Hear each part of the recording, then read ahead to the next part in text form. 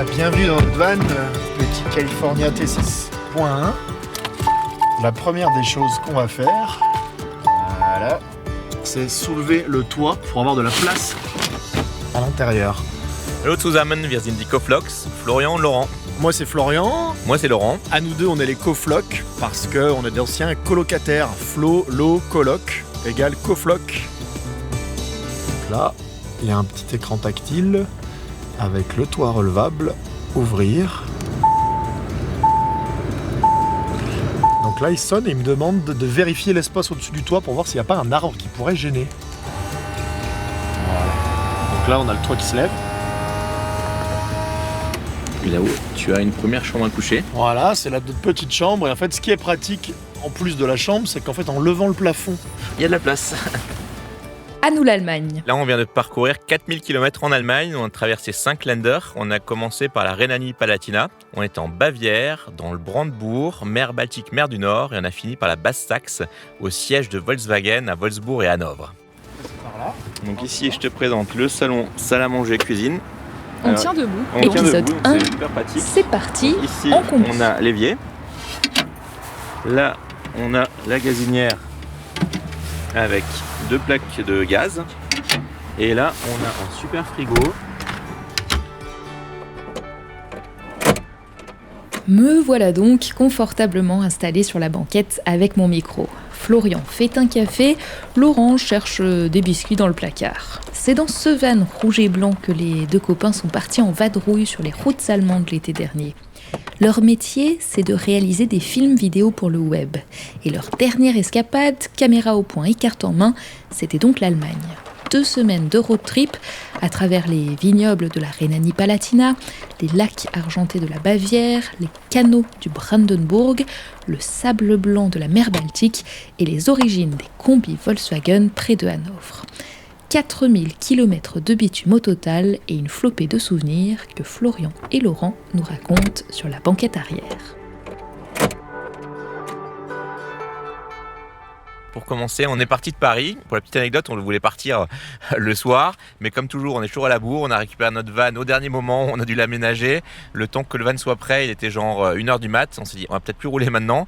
Et donc, on s'est levé le matin à 5h30 et puis on a pris la route et puis on est arrivé à 10h, juste de l'autre côté de la frontière française. On était donc en Rhénanie-Palatinat. Et là, on a commencé par rencontrer Julia, qui fait du pain maison et qui a repris l'ancien moulin de la famille. Et donc, on a été accueillis là-bas pour un petit Frühstück bien sympathique, avec du bon pain allemand maison et puis des bonnes petites confitures.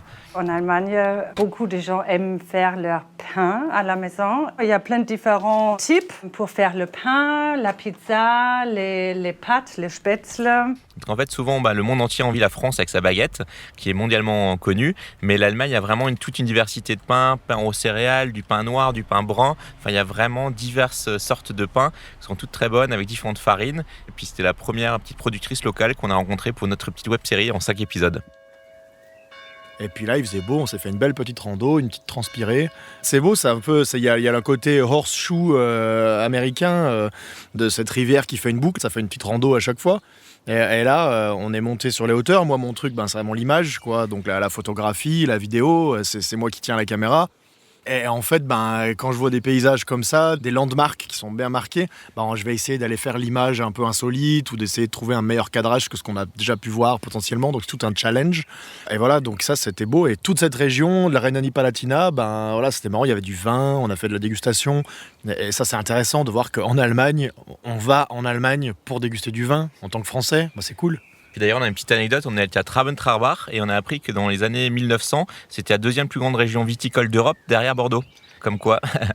Et on a goûté ce vin, on a fait une petite dégustation de vin. On va toujours déguster, nous, les vins, la bière, dès qu'il faut déguster, on est toujours présent. On a été reçus par Michael, vigneron sur place, qui nous a fait déguster tous ces bons vins blancs, qui ressemblent d'ailleurs un peu au vin blanc d'Alsace, qui est juste le côté de la frontière. Donc, moi, en tant qu'Alsacien, j'ai pu faire une petite comparaison. Et puis, les vins allemands étaient très, très bons. À nous l'Allemagne.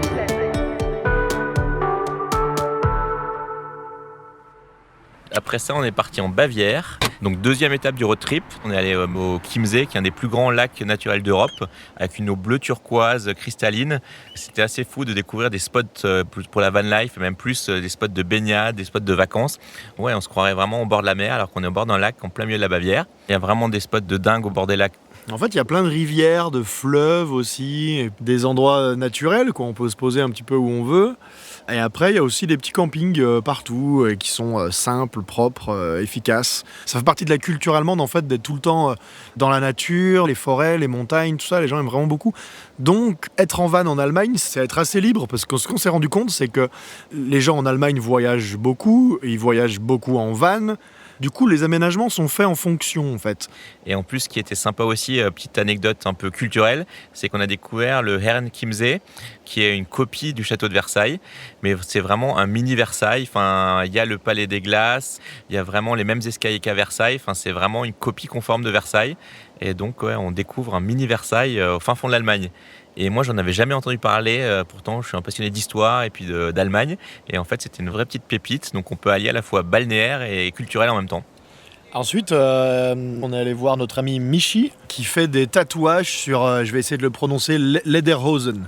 C'est les shorts bavarois en cuir. Alors, avant de partir pour aller le rencontrer, on s'était dit, bon, moi, je m'attendais à voir un ancien, quelqu'un qui fait des trucs traditionnels. Et en fait, le gars était en short, pieds nus, dans la rue, devant son magasin. Il était avec sa barbe, tout ça. Et le mec était un surfeur convaincu. On a passé 2-3 heures à discuter avec ce type, quoi, parce qu'il était trop sympa. J'avais un peu peur parce que j'étais pas super bien sapé. Il faisait chaud, j'avais dû conduire en short et en tongs. Et je suis arrivé là-bas en disant, waouh, le gars était juste comme moi. On serait bien reparti avec un petit Lederhosen, mais je suis pas sûr que dans Paris, on puisse se balader avec.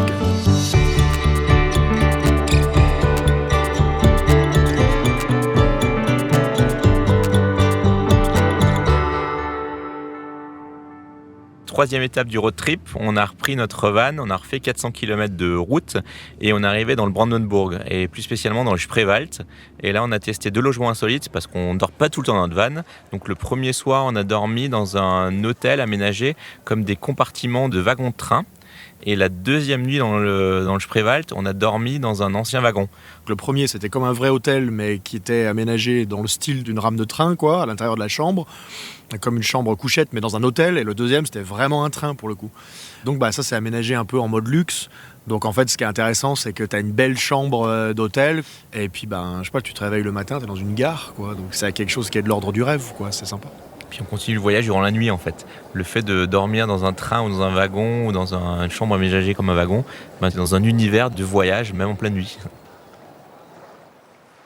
Bonjour, je m'appelle Clément et bienvenue à Spreewald. Il faut absolument voir dans le Spreewald. C'est très romantique, un petit peu mystérieux aussi. Et on peut même se perdre. Il y a beaucoup de voies navigables. C'est comme dans un conte féerique, je trouve. Et c'est très paisible. Et il y a beaucoup de nature. Et là, on trouve le calme pour se détendre. Ça, c'est super. L'après-midi, on a fait une balade aussi dans le Spreewald, une balade en kayak. Et ça, c'était vraiment sympa parce que donc, le Spreewald, ça se trouve à 30 km de Berlin. On est en pleine nature, à côté d'une capitale. On a vu des petits ragondins, on a vu plein d'animaux, d'oiseaux. Enfin, on est vraiment en déconnexion totale à 30 km de Berlin, en pleine nature. Et surtout, j'ai appris un nouveau métier. Je suis devenu éclusier durant ce trip. Parce qu'en fait, quand on se balade en kayak sur les différentes ramifications de la Spree, il faut que chaque personne qui kayak fasse elle-même les écluses. Et donc, au début, j'y comprenais pas grand-chose. Et finalement, de fil en aiguille, j'ai réussi à m'améliorer. Mais la première écluse, j'en menais pas large parce que tant je parle allemand, je parle anglais, je parle français. C'était marqué dans les 3 langues. Mais pourtant, c'était pas très clair.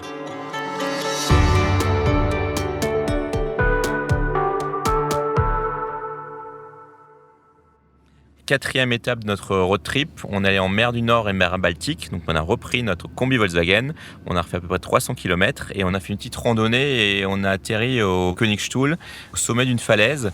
Et au bas de cette falaise, il y avait vraiment une eau bleu Caraïbe.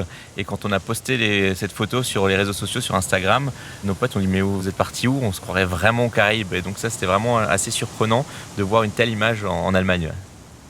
Et après, un moment marquant aussi de ce trip en mer Baltique, c'est durant ce trip en Allemagne, on a dormi aussi bien dans des spots Park4Night, qui est une application collaborative où les gens notent les spots sur lesquels ils étaient et ça permet de trouver facilement un spot. Et on a aussi testé une application qui s'appelle Road Surfer Hotspot et on a dormi chez un particulier, Franck, qui nous a accueillis dans son jardin. Et on est arrivé comme souvent à l'arrache, comme on est là pour filmer et pour travailler. On est arrivé là-bas avec notre van, on n'avait rien, notre frigo était vide. Et en fait, on est arrivé là-bas et le gars nous a accueillis comme des amis. Il nous a servi des saucisses, on a grillé des petites saucisses. Et il s'avère que le jour où on est arrivé, il y avait d'autres van lifers là-bas sur place. Et on a vraiment passé une soirée géniale, une vraie soirée de van life avec d'autres voyageurs. On a parlé voyage, on a mangé des saucisses, bu des bières toute la soirée. C'était une soirée magique de ces 15 jours de trip. Une image qu'on aurait pu faire sur les plus belles plages du monde, ou je sais pas, c'est-à-dire cette image de feu de joie pendant lequel on refait le monde avec des gens qu'on ne connaît pas. Ça évoque des souvenirs de voyages lointains alors qu'on n'était pas si loin. Donc on va vraiment refaire le monde jusqu'à pas d'heure et puis voilà, nous on s'en fout, c'est ça qui compte en fait. Donc après le matin on se lève et puis on reprend la route.